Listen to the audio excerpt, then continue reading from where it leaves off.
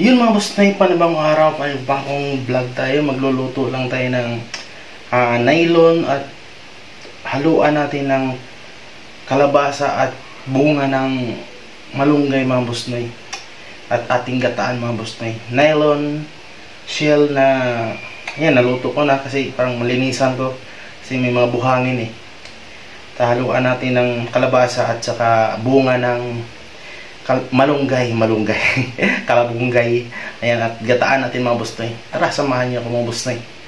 Hindi na natin ayan, tsaka yung mga kailangan natin: bawang, sili, lemongrass, sibuyas, kamatis, at mayroon tayong gamitin na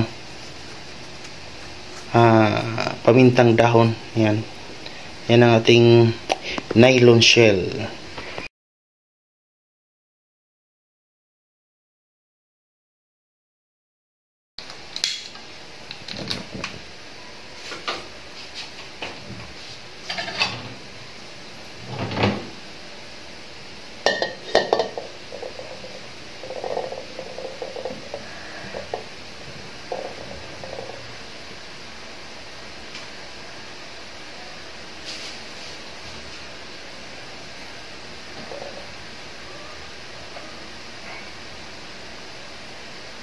Yan, yung malunggay mga boss na ito, yung iba kinaskas ko na, yung iba hindi, parang ano lang, sipsipin na lang.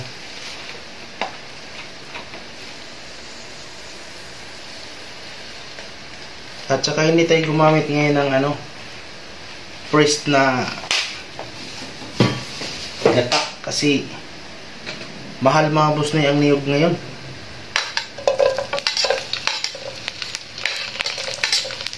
Mainit pala.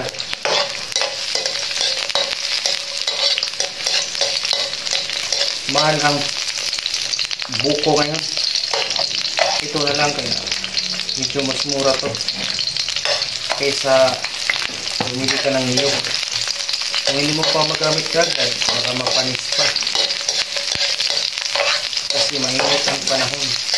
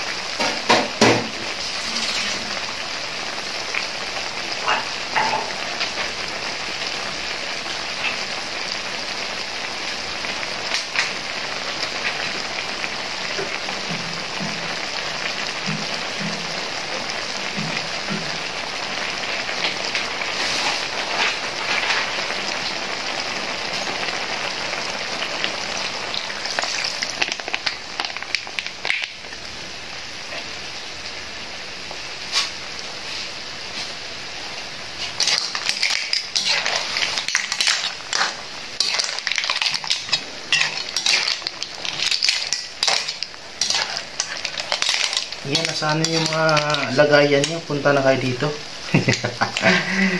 Kunti lang ito. Pero mga 5, 4 na tao niya. Diba? Sarap-sarap po.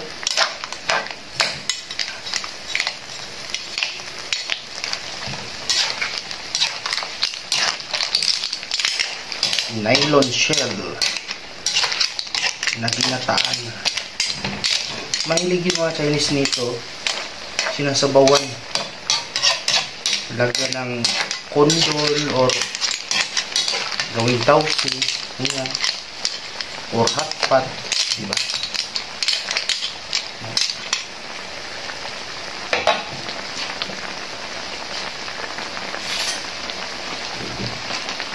Hindi ko na nilagyan ng asin kasi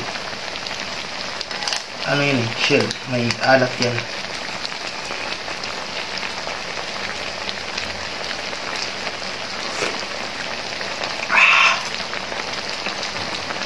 Nako, nasisira na naman ang diet natin ito. Bakit ka boss yung nagluto ng ganitong ulam?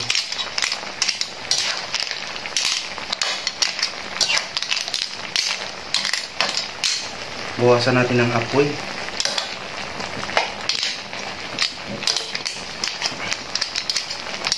Yan, matagal nang lutuin nito itong bunga ng ano, malunggay yan, palambutin. Hindi makakainin yung nasa labas, yung nasa loob lang.